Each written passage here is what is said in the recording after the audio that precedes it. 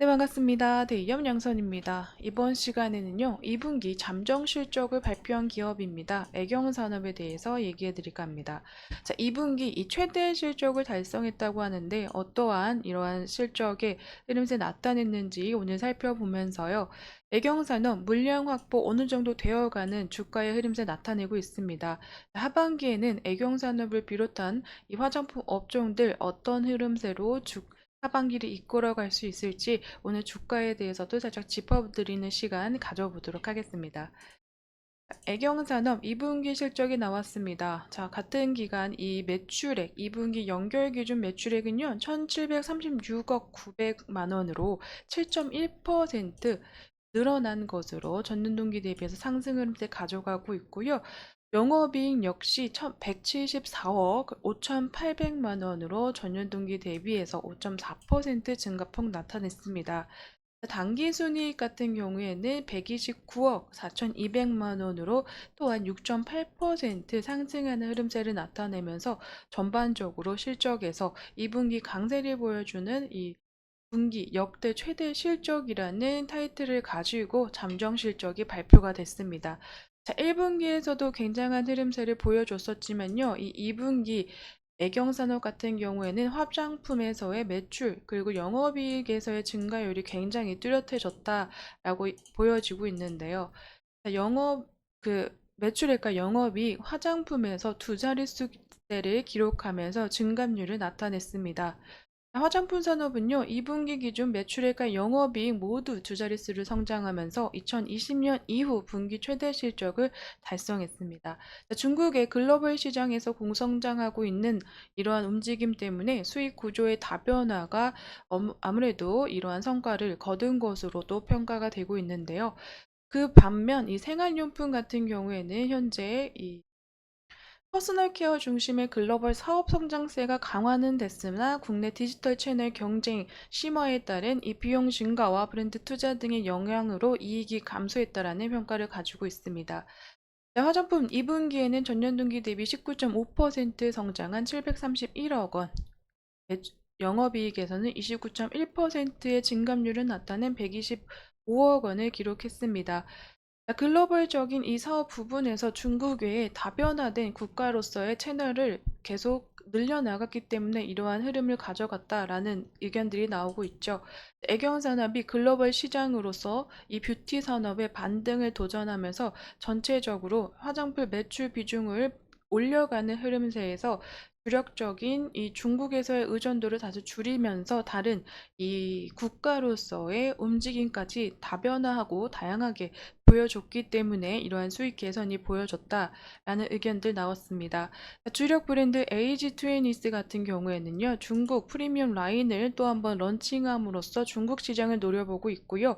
뷰티 유통 플랫폼인 이 실리콘투와의 MOU를 체결함으로써 하반기에는 미국에서의 움직임 계속 이뤄질 것으로 이미 4월하고 6월에 실리콘투에게 초도 물량을 납품했기 때문에요. 이러한 흐름 이 나중에 추가적으로 3분기 실적에서도 나타나지 않을까라고 생각이 되고 있습니다. 하반기로 갈수록 실리콘투를 통해서 미국으로의 매출 발생이 또 본격화되면서 추가적으로 이 선크림 제품군도 추가될 예정이라고 하니까요. 이런 물량과 제품군들에서의 카테고리 그런 증가폭은 계속 나타나지 않을까 생각이 되고 있습니다. 메이크업 전문 브랜드인 이 루나는 일본에서의 굉장한 이 마케팅을 공략하는 행보를 더욱더 강화시킬 것으로 나타나 있는데요. 이 루나 같은 경우에는 2021년 이 큐텐 재팬, 라쿠텐 등 온라인 플랫폼으로 입점을 시작해서 이듬해 11월에는 일본의 유명 오프라인 이 12개 채널의 650여 점포를 통해서 브랜드 스테디셀러인 롱래스팅 립 이 컨실러 등을 판매를 시작했다고 합니다. 일본 특유의 유통구조에 맞춘 입점 전략으로 오프라인 채널을 강화시킨 건데요. 일본 같은 경우에는 현금을 많이 유통하는 그런 소비 패턴을 가지고 있기 때문에 오프라인에서의 횡보가 굉장히 뚜렷한 그리고 오프라인에서의 뷰티 사업이 강화된 그런 시장이기도 합니다. 여전히 오프라인 매장이 강세이지만요. 일본 특성에 맞춰서 온라인 채널에서는 선 입점한 후 이 형성된 인지도와 데이터를 바탕으로 오프라인에 진출한 바 있고요. 지난 6월에는 6월 기준으로는 4,600여 개 매장으로 입점을 확대하는 등 공격적으로 루나라는 브랜드로 일본에서 이 열도의 채널을 확장해 나가고 있는 모습을 보여준 바 있습니다.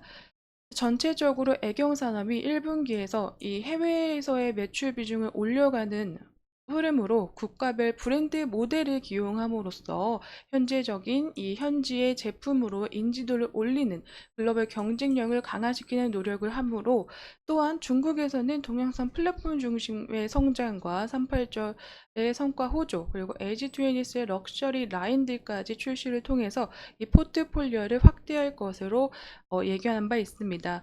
일본은 루나 오프라인 채널 입점 확대와 제품의 다각화, Q10 3월 메가와리아의 최고 실적을 달성하면서 전년 대비 2배 이상 고성장한 이러한 흐름대로 1분기를 지나왔고요. 베트남에서는 현지화 모델을 활용함으로써 여성의 날 행사를 개최하면서 브랜드 인지도를 제고시키고 있는 이러한 흐름대로 1분기를 가져갔다라고 보여지고 있습니다. 국가별로 다양하게 현지화 브랜드 모델들을 사용함으로써 전체적인 현지화에서의 인지도를 제고시키는 이러한 움직임 보여주고 있죠. 자, 현재로서는 국내 그리고 중국과 해외로 기타의 지역으로 나눠져 있지만요. 하반기 갈수록 그 내년에서는 이러한 이 해외에서의 움직임 더욱더 뚜렷해지면서 각 나라별로 매출 비중을 자리 잡는 이러한 흐름들도 보여지지 않을까라고 생각이 되고 있습니다. 자, 루나 같은 경우에는 일본에서, 그리고 트윈이 에이지 같은 경우에는 이제 미국에서 전반적으로 이 팩트, 색조 화장품으로 이 동남아까지의 영역을 확대하고 있는 시점인데요. 애경산업은 이에 미치지 않고 전체적으로 글로벌적인 보폭을 더욱더 넓히면서 해외 확장에 대한 움직임을 계속 예정하고 있는 움직임을 보여주고 있다라고 생각이 되고 있습니다. 자, 이러한 부분에서 하반기에는 현재 국내와 그리고 해외에서도 이제 인기를 하면서 화장품 부분에서의 매출의 성장세를 나타냈지만, 하반기 갈수록 더 추가적인 매출의 성장세가 수입되지 않을까라고도 생각이 되고 있습니다.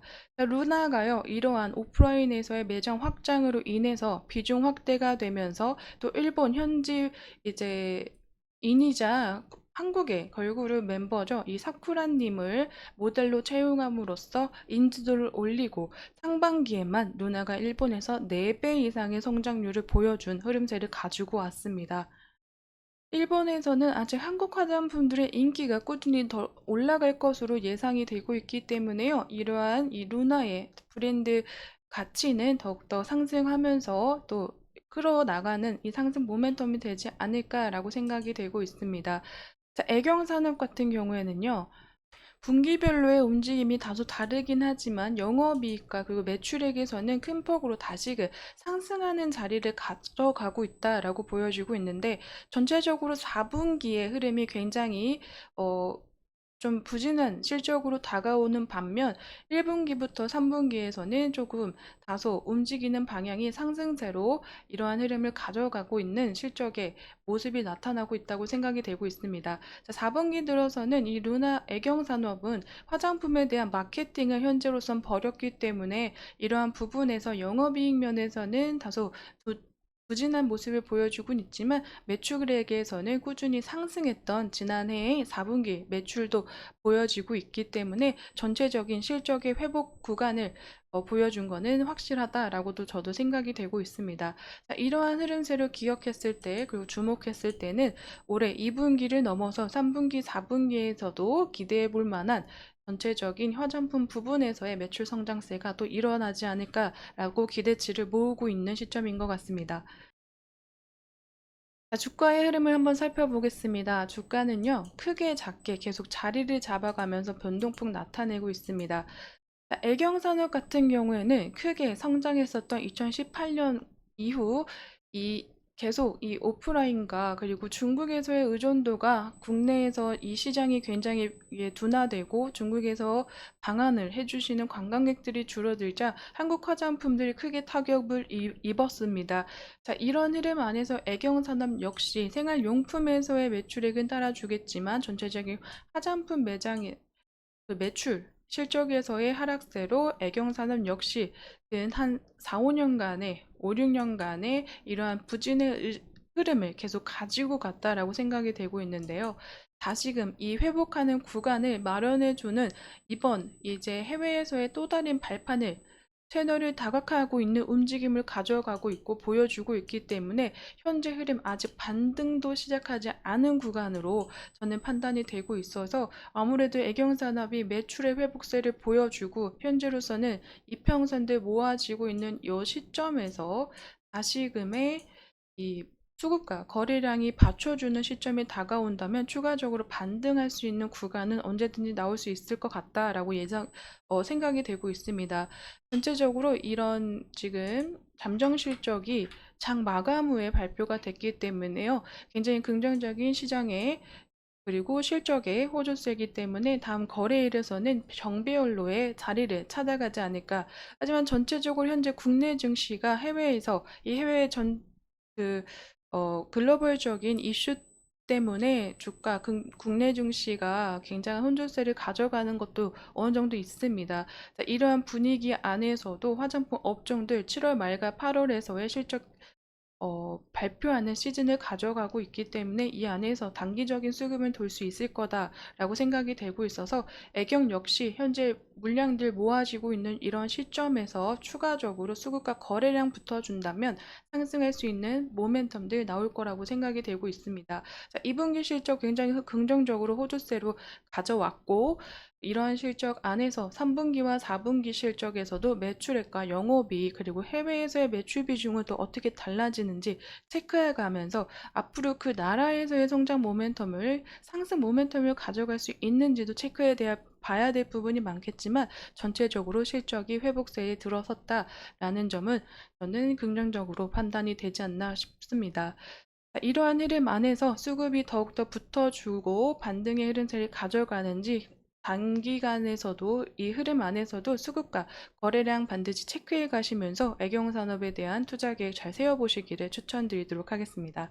자, 오늘 애경산업에 대한 이야기는 여기까지 알려드리지만요. 또 추가적으로 나오는 이슈들이나 업데이트 되는 내용들 있으면 정보 알려드리기 위해서 빠르게 영상으로 찾아뵙도록 하겠습니다.